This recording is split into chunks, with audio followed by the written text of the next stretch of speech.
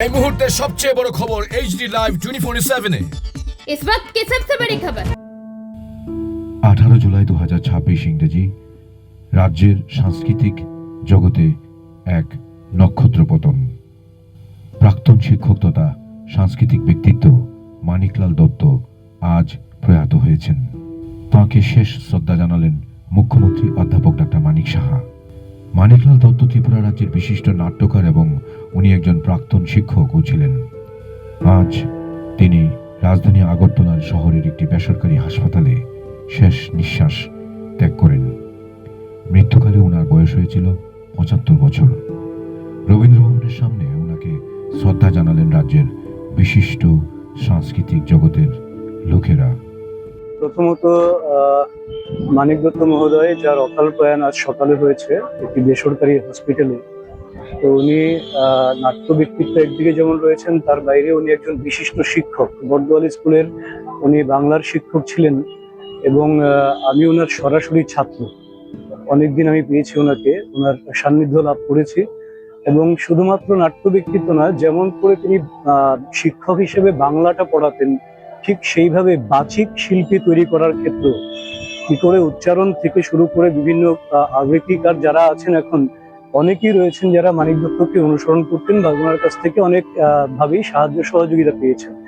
তো একজন বিশিষ্ট শিক্ষক, বিশিষ্ট বাচিক শিল্পী, বিশিষ্ট নাট্য ব্যক্তিত্ব, যিনি দীর্ঘকাল নাট্যমোদী মানুষকে তাদের মতন করে নাটক উপস্থাপন করে মানুষের মনে সাড়া জাগিয়েছেন।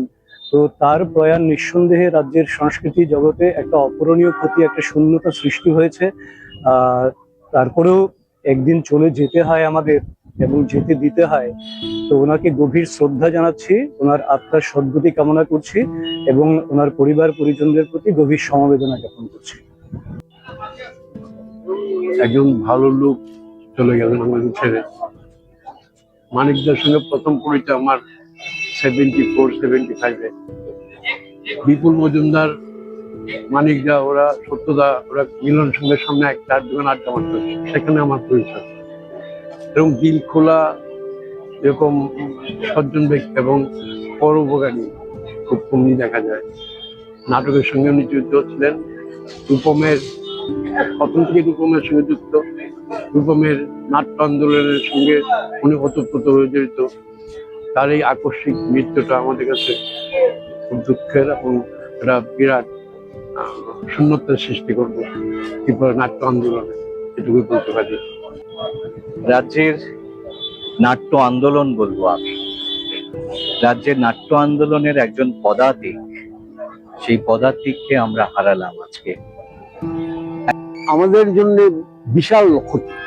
বিশেষ করে আমি সেই রূপম নাট্য গোষ্ঠীর সদস্য ছিল বহু বছর, কত বছর আমি বলতে পারবো না এক্স্যাক্টলি, বহু বছর।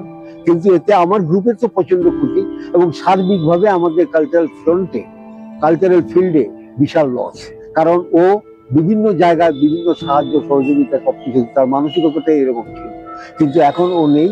এখন আমাদের অনেকেরই আগামী দিনে কোনো কাজকর্ম করতে গেলে তার অনুপস্থিতি আমরা তিলে তিলে অনুভব করব। মানিক দত্ত এমন একজন নাট্যকর্মী ছিলেন বা সাংস্কৃতিক কর্মী ছিলেন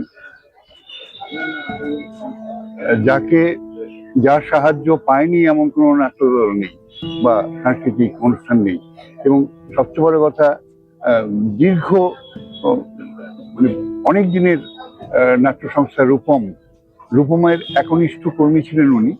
অভিনয়ে এবং পুরো নাটকটাকে মঞ্চে নিয়ে আসা পর্যন্ত যত রকমের কাজ আছে সবগুলিতে ওনার সহযোগিতা রূপম পেয়েছে। রূপম ভাগ্যবান। এবং এখন সবচেয়ে বড় কথা হচ্ছে মানিক দত্তের যে এই সহযোগিতার হাত বাড়িয়ে দেওয়া, এটা থেকে বঞ্চিত হলো রূপম। শুধু রূপম নয়, আগরতলা শহরের নাট্য চর্চার সঙ্গে যারা যুক্ত প্রত্যেকে। কারণ মানিক দত্ত ছিলেন এমন একজন মানুষ, সর্বভাষী এবং নীরবে কাজ করার পক্ষপাতী, এবং যে কাজটা করতেন পজিটিভ, ওনার মধ্যে পজিটিভিটিটা বেশি ছিল বলে আমার ধারণা। কারণ আমি অনেকদিন ধরে ওনাকে চিনি, ওনাকে দেখেছি বিভিন্ন অনুষ্ঠানে। ফলে এটা আমাদের একটা বিশাল লস।